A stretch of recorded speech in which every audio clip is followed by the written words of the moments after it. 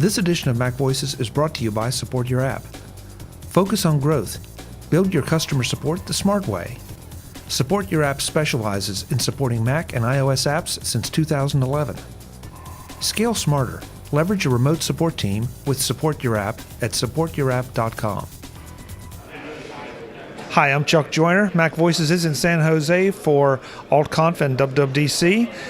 I found Paul Kafasis wandering the halls with nothing to do other than talk to me, so here we are. Paul, it's great to see you as always. You as well, Chuck. In person this time, you're not just a little postage stamp on my screen. That's right. I like that. So what's new with Rogue Amoeba? Anything in particular, or are we just rolling along, continuing development of what you have and secret projects that you won't tell me about? Sure, all the secret projects coming right out. No, let's see. We talked a few months ago about Farrago, our new soundboard app, and we just shipped it. That's a good joke there. We shipped dark mode about 4 weeks ago, I want to say. Which we custom coded, and everybody was very happy with that. It's a soundboard app that people use, theater techs use in darkened theaters. So that was a big request for the app, and we said, okay, we did some work on the art assets and got that all set. And of course, now here at DubDub, everything's in dark mode. So we're fitting in. We're ahead of the curve, I guess. But we're going to need to figure out exactly how that affects what we already did, because we released dark mode for an app that runs all the way back to 1010. macOS 1010, so the new dark mode will only be on 1014 and up. So we're ahead of the curve that way as well, that it's working on older OSs. But so we've been working on updates to Farrago, and then certainly updates to pretty much our whole lineup. Nothing, I'm trying to think if there's anything, we've got a couple things probably coming later this month. See, I knew it. Sorry. You got to get me after they come out. I can't. Okay. All right, well, you got it. Then all you have to do is come back, and we're happy to have it. I didn't time it well enough for this show, but... Yeah, so Rogue Amoeba, in other words, is setting the trends, not following them. Absolutely, yeah. We are the first to do a dark mode now. Of course, there's been dark modes before, but it was just interesting that we had just done this, and then very quickly after, it's going to be everywhere now. So. Well, that gives me a nice segue into finding out what you thought about the keynote overall, because I've heard a lot of no negative reactions, just different reactions to different things, and it seems to be kind of centered on what people are really interested in in their particular situations. So, from your perspective, how was it? I like getting half an hour on the Mac in any Apple presentation. So I was talking with somebody, and I realized I had conflated a couple things, but often, not at DubDub, but at like their fall iPhone event, you hope to hear a little bit about the Mac as well. And at one of them, I remember the only mention of the Mac was in an email, I think on the screen of an iPad. They were showing off a new iPad probably. It was an iOS event. And it just was like macOS ship date, September 25th or whatever it was. And that was all they mentioned of the Mac. And obviously that's, a fall event, that's an iOS event. But I always like to have them talking more about the Mac, because that is the product that we care about the most. I was discussing with another developer, if you had to give up either your Mac or your iPhone, what would you do? And he said, I could get by on Android. We're assuming that there are still smartphones, but I could get by on Android. I could not get by on Windows. And I absolutely feel the same way. I don't want to use an Android phone. I prefer to use an iPhone, but I want the Mac to be around, and if anything else disappears, that would still be okay. So having so much focus on the Mac when they did, they started with iOS, which is always big, touched on watchOS and tvOS, and then finished with the Mac and gave it a lot of time, obviously. That was very good. And, we're still looking at everything that they talked about, especially in the State of the Union after that, how that will impact things and how that will affect what we're doing. But it's clear that they are focusing on the software for the Mac, and not ignoring it the way it sometimes is felt in the past, I guess. Yeah, and there's so much discussion about no hardware, no Mac hardware. Well, first of all, this is not a hardware show typically, and second, at some point, and I usually get hate mail for this, but at some point we all have so much power at our fingertips now. I know there's a certain segment of the community that needs that more power. Certainly, we all would like more power, but do we really need it? I'd like to see more hardware. They did some hardware announcements last year with the iMac Pro, and I would have been very happy if they said, we've updated the Mac Mini and the Mac Pro that we talked about before is coming X. But that's not something they usually do, and the fact that they talked about the Mac Pro in the past at all prior to shipping it is out of line or out of character for them. So it's I don't look at it as, we're fine with the hardware we have. I think there are updates that are needed. If you look at any of the websites that track when the last updates were, we haven't had a Mac update this year at all. And last year was the iMac Pro at the very end of the year. They shipped it in December. And, what the iMac Pro. The MacBook Pro was fall of 2016, I think. Is that when they shipped? No, there was a 2017. Was there a 2017? But that was just a speed bump, right? Yeah. So, it used to be, this is back to the early days of the iPhone and before the iPhone, you'd get a hardware refresh on the whole line every year on the Mac. So you'd have a new Mac Mini and a new iMac and a new MacBook Pro and a new laptop, iBook, MacBook, whatever it was. And that was great. And they're a bigger company now than they were then, but it seems like they've scaled that back a little bit. So I'm hopeful that, given what we've seen recently, that they're refocusing on the hardware a little bit, and it's just not timed with this show. So we'll see, in the next 3 months what they do in the fall for the Christmas shopping period, if they do ship some sort of at least speed bumps on the laptops, on desktops, things like that, and then maybe more substantial updates to some of the hardware. I'm hopeful to see it, and I'm a little disappointed not to see it here. But they prefaced it at the very beginning of the show to say, we're talking about software, it's all software, and that certainly makes sense because as a developer, new Mac hardware does not necessarily contain a lot that we need to work with. The touch bar was something that developers worked with, but overall, a Mac is a Mac, and there's not necessarily too much to it except that you're updating it and keeping it current, which keeps customers happy, which then keeps developers happy because there are more customers. So I'm not looking for, my Mac can't do X or Y. I'm more looking for, they're continuing to update the Mac and continuing to keep it current so that we can trust that it will be around. Interesting perspective that just that update process gives confidence in the platform. Absolutely, yeah, absolutely. Interesting. Okay. Hadn't thought about it that way. So how about the iOS announcements? Did you like what you see? You see anything that maybe didn't punch your button the way it should? I'm trying to think. So for iOS, watchOS, and tvOS, I'm mostly looking at it as a consumer. So the macOS side, I look at it as a consumer, obviously, but also a developer. And I say, okay, what are we going to do with that? How does that affect us?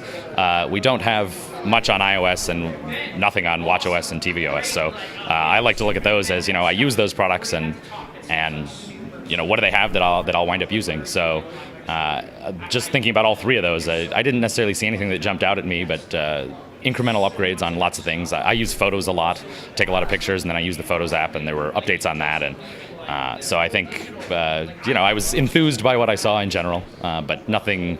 I also don't like to get too excited because we're 3 months out from actually having this, and I don't run the betas on my phone, or I run all the betas on my Macs, but I don't run any of it on my phone because I use my phone and I don't need to develop for it. So, I can wait 3 months for a Memoji or whatever other, sort of gimmicky, but people love it. I get that, but I don't need it. And so I sort of look at it and then tune out for another 3 months until I actually have it. Did you see anything that was impressive in any of those platforms? Siri Shortcuts, of course. Yeah, absolutely. That is one. That's a big thing as far as I'm concerned. The rest of it, I feel like it's just evolution. It gives, like CarPlay. I've mentioned this a couple times in the interviews we've done. I was really excited to see them, open up CarPlay just a little bit, because that is something that I use. Apparently not a lot of people do because they don't have them in their cars yet, but it's there. And so it shows they're paying, to your point, shows they're paying attention to it. And that's what I really like. The rest just felt like, these are nice little things that maybe there's some things I would have thought about, maybe not, but I will definitely use them. So right, you're going to update in the fall and have the latest iOS on your phone and the latest watchOS and everything, and so you're going to use them. But is there anything that I really need to get that as soon as possible? At this point, probably not. Like when cut and paste came, that was huge. That made the iPhone, a lot more useful, and you could write emails that weren't totally arduous to do. But the stuff now, like I said, I can wait for a Memoji. I can even Siri Shortcuts. That'll potentially be very useful, but I don't have anything that really needs that right now. So. The other thing too, you are the voice of the talk show live thing that was last night, and they were asking the gentleman on stage, are you running the beta? And yes, we're running the beta. Well, of course you're running the beta. Right. But it's kind of nice to hear somebody with your presence in the community say, no, I'm not running a beta on my phone, because that's what I believe in. I don't want to be a beta tester with my live device. That's crazy. Yeah, and even on my Mac, I have external hard drives, SSD hard drives that I load the beta OS on and I boot into, and I'll run it on a spare laptop. I have an older laptop that I can just run off an SSD and run that for a day or a week and do all the testing that we need. But I'm not updating my main machine because I use that machine, like you said. And for iOS, actually that's the worst one, is that you can't get the new watchOS without updating your iOS. So I don't care that much about my watch. If that crashed or something, I'd be okay with it. But I'm not willing to update my phone to get that. So I just wind up having to wait for it. But yeah, I think like I said, I don't need it for development purposes. I'm not doing much on iOS or watchOS, so I can avoid it. But even now, at this point, when there are 12 iOSs in, I don't trust it as a beta device on my phone that I use constantly and is a method of communication, and if that crashes and I'm not getting text messages, that's going to be a problem. So, Paul, you've been doing the WWDCs a lot longer than I have, and the ancillary events as well. Has the complexion changed because Apple has become so much bigger? I mean, it feels like it's a much more public-facing event now, and the keynote is a much more public-facing event. And so then they have the State of the Union in the afternoon, which is really for the developers. But it even in the short time I've been coming, it just feels like it's changed a little bit. And that's not a good or bad, it's just an observation. Well, so I was talking with a couple people, today's Wednesday, so on Monday after the keynote, and they were saying, oh, it was so consumer focused. I was, where's the developer content? I said, just wait till the afternoon. That's what the State of the Union is for. And it's a little strange that the very first biggest event of the developers conference is really for customers who are not there. But that's where, CNN covers it and the news covers it, and they don't cover the State of the Union. So the first 2 hours are sort of an overview, and you'll get some hints of what you're going to pay attention to later. But then the afternoon State of the Union is really obviously for developers. So I think it's something where I was saying that since Apple left the Macworld Expo, this was their biggest, really only obviously consumer-facing thing that's every year scheduled. So they have a fall event for the iPhone and everything, but it's not known that it's going to happen. And I'd have to think about it. But there's been times when it's shifted a little bit, whereas WW has happened every single year in the summer, and it's going to happen. So this is their time to talk to consumers about all their platforms, and not about a specific product necessarily, but about the updates to all their platforms for the next year. And so yeah, it's definitely more consumer-focused than it used to be 5-10 years ago, because this is where they can do it. As far as the complexion of WW in general, I was saying that it's interesting. They've really sort of noticed that things like this, like AltConf, are happening, and that the Layers conference are happening, and the Talk Show Live is an event that happens outside of Apple's schedule for WW, but they include it in the WWDC app and help people find these things. And so they know that they have this conference with about 6,000 people, and it's a massive endeavor, but all around it are other things that are happening and that are relevant to the same people. And you have some people that it sells out, WW sells out, so if you didn't get a ticket in the lottery, then you might still come and do some of these other events. And I think that's really good. It shows that they're aware that there's a community here, and it's not just we're talking to developers and that's it, and we don't care about any of the other things that are happening. And the ancillary events have grown so much. Absolutely. I mean, I know an awful lot of people that I've met here the last 2 or 3 years.